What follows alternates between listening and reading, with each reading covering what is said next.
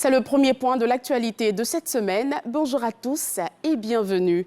La date du 10 novembre 2024 restera gravée dans les mémoires des fidèles du temple Bethel au village d'Abidjan-Agban, où la communauté méthodiste unie d'Atekoubé s'est rassemblée pour célébrer les 60 ans de la chorale liturgique Eulogia. Le Premier ministre Robert Begré-Mambé a participé à ce jubilé de louanges. Sidonie Davila. C'était une journée de fête et de reconnaissance marquée par un culte d'action de grâce.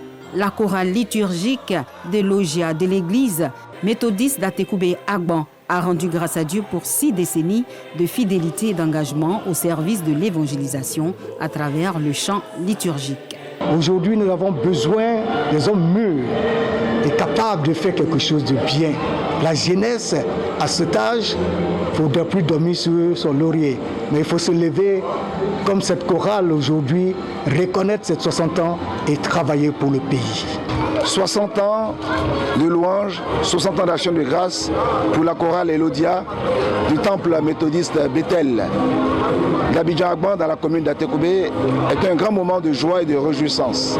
Présent en tant que parrain de cette célébration, le Premier ministre Robert Begré-Mambé, lui-même ancien choriste de la chorale liturgique Eulogia, a partagé des souvenirs. Le fait de chanter dans la chorale nous a fait énormément de bien. Parce qu'il y a ici la discipline, l'humilité et l'envie de servir le Seigneur par les cantiques. Or, à cette époque, nous étions dans nos premières années d'études supérieures et il y avait beaucoup d'exigences en ce qui concerne le programme d'activités scolaires et la discipline de la chorale nous a été vraiment profitable. C'est pourquoi je voulais demander à tous les jeunes qui sortent de l'école du dimanche de s'investir dans la chorale, la grande chorale, parce que là se trouvent des secrets que seuls ceux qui savent regarder peuvent découvrir. À 60 ans, la chorale d'Eulogia, forte de son héritage, regarde désormais vers l'avenir avec la volonté de continuer à chanter pour la gloire de Dieu. Toujours en religion, ils ont séjourné en Turquie du 25 octobre au 5 novembre dernier dans le cadre du pèlerinage chrétien Tabernacle 2024 organisé par l'État à travers la Direction générale des cultes. En fin de séjour spirituel, 49 fidèles des églises évangéliques, protestantes, méthodistes et révélées ont prié pour la paix dans notre pays. Léon Brou et Djamasso sont nos envoyés spéciaux en Turquie. Comme Jésus sur les eaux de la Galilée, selon les Saintes Écritures, des chrétiens ivoiriens marchent sur le Bosphore à Istanbul, en Turquie, priant pour les autorités, les populations et la paix en Côte d'Ivoire. Cette force d'intercession, au terme du pèlerinage chrétien Tabernacle 2024, les 7 églises de l'Apocalypse visitées pour comprendre et vivre selon l'Évangile, les lettres de Saint Jean. Il y a des choses qui étaient dites dans la Bible. Nous-mêmes, nous sommes venus, nous avons constaté. Il faut persévérer dans la foi. Si tu mets Dieu en premier plan, je pense qu'il te donnera tout ce que ton cœur désire. Par rapport à ce que Saint Jean nous a dit, des choses qu'on doit faire pour nous-mêmes, pour que notre comportement soit meilleur face à l'Église. Le pèlerinage chrétien Tabernacle 2024, c'est aussi la découverte de marques d'évangélisation et de persévérance dans la foi chrétienne, monastère troglodyte de Gorem ou ville souterraine de Nevsi, par exemple. Aussi au menu, des richesses de la Turquie, maison du tapis et de la poterie, vallée des dromadaires notamment, et avec son partenaire Sillon Voyage, la Direction générale des cultes n'a lésiné sur les moyens. L'organisation est parfaite. L'organisation est simplement parfaite. On bénit le nom du Seigneur d'être là. Chaque Ivoirien doit vivre sa foi. Nous, Direction générale des cultes, à la tête M. Bessamba Baba, avons mission de l'encadrer en espérant que les pèlerinages renforcent la paix dans notre pays. La Turquie, deuxième terre sainte au regard de l'influence du christianisme, attend au titre de cette année 2024 encore des pèlerins, toujours des chrétiens évangélistes, protestants, méthodistes ou des fidèles d'églises révélées, encore financés par l'État de Côte d'Ivoire. Autre chose à présent, après le coton et l'anacarde, le nord de notre pays s'enrichit d'une nouvelle culture de rente. Il s'agit du sésame, originaire d'Asie. Les acteurs veulent en faire une filière dynamique. D'ailleurs, la journée de l'administration agricole délocalisée à Kong lui accorde une part belle. Le ministre d'État, ministre de l'Agriculture, du Développement rural et des productions vivrières, Kobenan Kwasi Adjoumani, a rassuré les producteurs quant à l'engagement du gouvernement à booster la culture du sésame en Côte d'Ivoire. Kader Sogodogo. Voici ce qui est devenu une force économique pour de nombreux producteurs établis dans le nord de la Côte d'Ivoire. Le sésame. Ces graines servent à fabriquer de l'huile et l'industrie pharmaceutique et cosmétique se l'arrache. Le sésame est venu d'Asie et aujourd'hui est produit en Côte d'Ivoire. Avec le dérèglement climatique, on s'est rendu compte que le maïs, le sorgho, le mil, qui étaient les cultures traditionnelles ici, avaient du mal à prospérer. Or ici, avec le sésame, les choses vont bien, la période est plus ou moins connue. Le sésame, c'est une graine oléagineuse qui fait partie de la famille des légumineuses.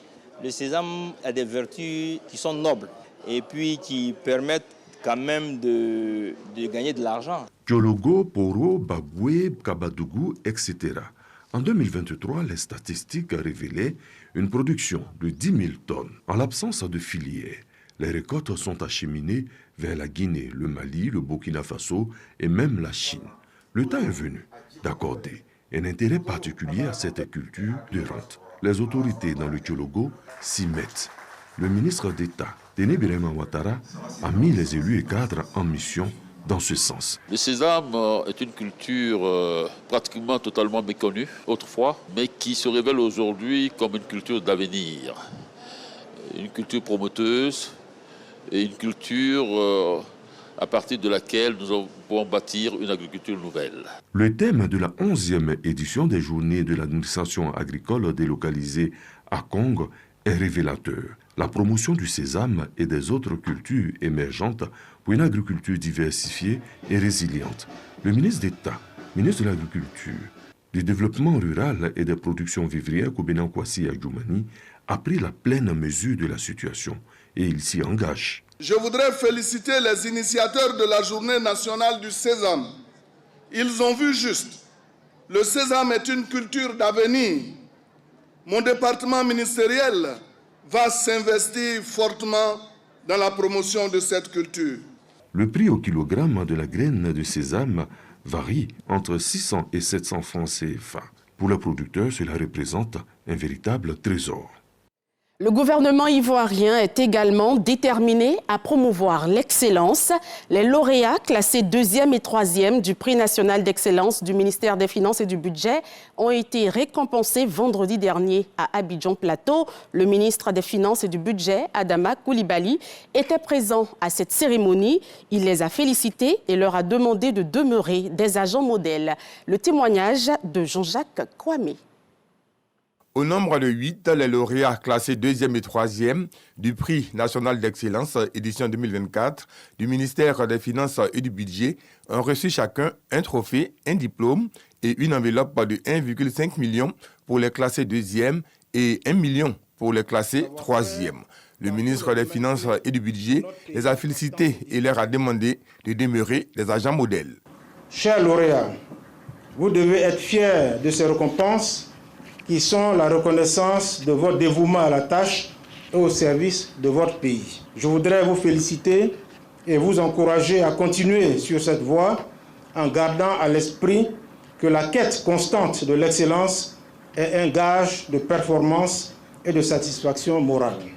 Porte-parole des récipiendaires, Célestine Loudé-Honte, a indiqué qu'ils reçoivent les prix qui leur sont attribués comme étant un défi pour l'amélioration continue de leurs performances et une invitation à plus de travail. Nous mesurons le poids de la lumière désormais portée sur nous Parce que le lauréat est un modèle inspirant pour les autres et une vitrine de son administration.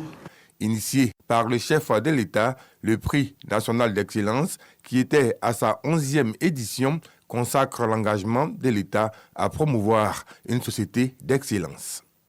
Récemment, dans la commune de Cocody, le ministre de l'Enseignement supérieur et de la Recherche scientifique, Adama Diawara, a procédé à l'ouverture de la 3e édition des Journées scientifiques internationales de la femme chercheur de Côte d'Ivoire, initiée par l'Association des femmes chercheurs et enseignantes-chercheurs de Côte d'Ivoire. Cet événement rassemble des chercheuses venues proposer des solutions innovantes et durables pour renforcer la résilience face aux défis mondiaux.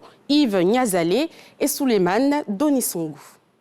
Mobilisation des femmes chercheurs autour de la 3e édition des Journées scientifiques internationales de la femme chercheur, JCIFEC 2024. Dans divers secteurs, ce rendez-vous a pour objectif d'exploiter les résultats de la recherche dans divers secteurs afin de trouver des solutions durables et innovantes. Les femmes chercheurs et enseignantes-chercheurs de Côte d'Ivoire, de toutes disciplines et de toutes institutions, ont-elles éprouvé la nécessité de se mettre en marche, de ne pas se mettre en marge des nombreux défis globaux que nous vivons en ce moment. D'où le choix de notre thématique, résilience plurielle face aux changements globaux en vue d'un développement durable en Afrique. Vision transformative de la femme chercheur. Le ministre de l'Enseignement supérieur et de la Richesse scientifique, en qualité de haut patron de cette rencontre, professeur Adama Diawara soutient cette initiative qui met en lumière le rôle fondamental des femmes dans le développement de la recherche scientifique. J'ai félicité les femmes de l'AFMC en disant que les assises de cette nature permettent de susciter des vocations de chercheurs au niveau des jeunes filles. Quand on regarde les statistiques que nous avons au niveau du personnel enseignant, chercheurs et chercheurs, ce n'est pas du tout en faveur des femmes. Les initiatives du genre, de celles qui sont entreprises par l'AFMC, sont à saluer. Se déroulant sur 3 jours, cet événement est organisé par l'Association des femmes chercheurs et enseignantes-chercheurs de Côte d'Ivoire. Les différentes couches sociales et professionnelles du secteur Angré-Djorobité ont manifesté leur joie le mercredi 6 novembre dernier. C'était à l'occasion de la cérémonie de mise en service officielle d'un poste de secours d'urgence à l'initiative de la mairie de Cocody. Pour le maire Jean-Marc Yassé, cette action annonce bien d'autres dans le cadre du renforcement de la prévention et de la protection civile de ses administrés. Il a annoncé la construction prochaine d'une grande caserne des sapeurs-pompiers à Cocody. Les détails dans ce compte-rendu de Walter Amadou Ouattara.